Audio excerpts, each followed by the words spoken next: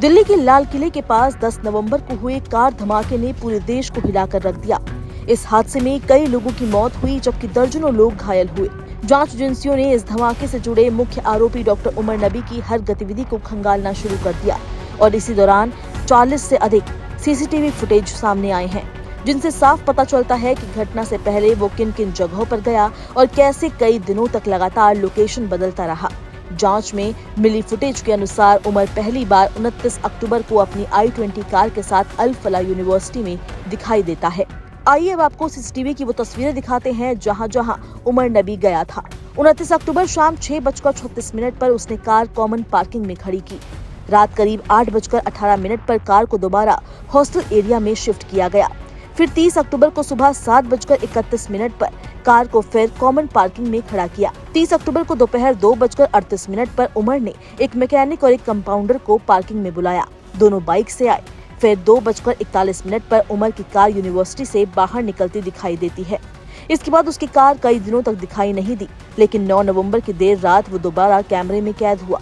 9 नवंबर की रात 11:43 पर कार दिल्ली मुंबई एक्सप्रेसवे पर खलीलपुर टोल पर दिखाई दी। फिर 12:46 पर कार टोल से बाहर निकलती दिखाई दी।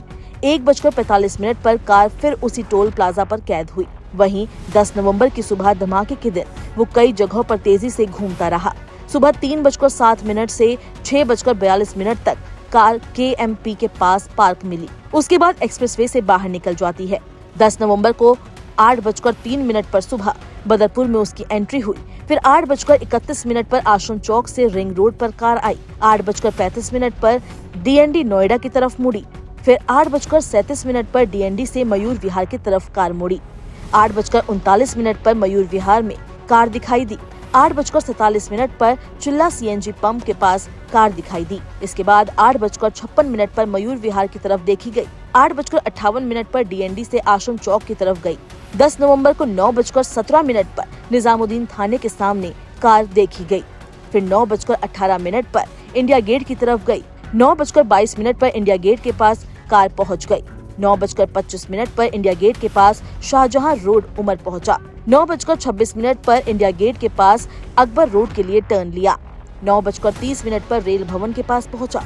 9:31 पर कर्तव्य पथ और 9:31 के बाद सुनहरी बाग रोड पर दिखाई दिया। 9:33 पर तुगलक रोड पुलिस स्टेशन के पास उमर दिखाई दिया। फिर 9:35 पर लोधी रोड के पास और 9:40 पर अरविंदो मार्ग पर। इसके बाद 9:48 पर वो सफदरजंग हॉस्पिटल के सामने से निकलता हुआ दिखाई दिया। इसके बाद 2 बजे से 3:30 बजे तक कार CP आउटर सर्कल, 12 खंबा रोड, रामलीला मैदान, तुर्कमान गेट, मस्जिद, दिल्ली गेट और दरियागंज थाने के पास कैद होती रही। 3:29 पर लाल किले की पार्किंग तक पहुंच गई और 6:23 तक कार पार्किंग से बाहर निकली।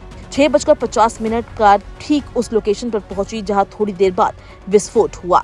सीसीटीवी फुटेज में धमाके के तुरंत बाद की स्थिति दिल दहला देने वाली है। लोग धुएं और मलबे के बीच घायलों को ठेलों, ई-रिक्शा और यहां तक कि बाइक पर लादकर अस्पताल ले जाते हुए दिखाई दिए। आसपास खड़ी कई गाड़ियां आग की चपेट में थी और हर तरफ अफरा तफरी मची थी। धमाके में 13 लोगों की मौत हुई, 20 से अधिक लोग गंभीर रूप से घायल हुए। 40 से अधिक सीसीटीवी फुटेज के आधार पर साफ है कि उमर ने धमाके से पहले लगातार लोकेशन बदली, एक्सप्रेसवे और दिल्ली के कई महत्वपूर्ण इलाकों में घूमता रहा और अंत में लाल किले के पास पहुंचकर कार में विस्फोट किया। धमाके के मुख्य आरोपी डॉक्टर उमर नबी के सहयोगियों को गिरफ्तार किया जा चुका है। 20 से अधिक डॉक्टरों से पूछताछ जारी है।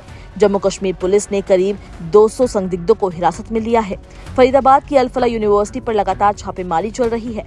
घटनास्थल से 9 mm के 3 कारतूस बरामद हुए हैं, जिनमें 2 जिंदा और एक खाली खोखा है। जांच एजेंसियों का मानना है कि ये मॉड्यूल बहुत संगठित और तकनीकी रूप से प्रशिक्षित था। खास बात यह है कि इसमें ज्यादातर लोग मेडिकल फील्ड से जुड़े हुए थे, जो पूरे नेटवर्क को और भी रहस्यमय बनाता है। NIA ने इस मॉड्यूल से जुड़े कई वाहनों को जब्त किया है। एजेंसियों का कहना है कि ये अभी जांच का शुरुआती चरण है, इसलिए ज्यादा जानकारी सार्वजनिक नहीं की जा सकती। हालांकि जिस तरह से नेटवर्क गोपनीय तरीके से काम कर रहा था, उससे साफ है कि ये कोई साधारण आतंकी मॉड्यूल नहीं बल्कि एक अत्यंत संगठित और प्रशिक्षित टीम थी।